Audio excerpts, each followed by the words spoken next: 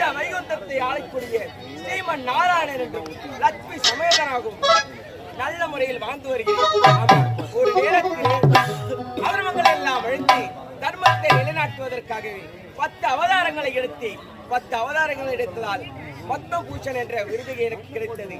ஆகையால் இன்று சந்தோஷமாக இருக்கின்றேன். ஆகையால் இப்போது என்ன ஆசை மனைவி அன்பு மனைவி இருக்கின்றாள் லட்சுமி. அவளை சென்று பார்க்க வேண்டும். வருகின்றேன். கண்ணே லட்சுமி.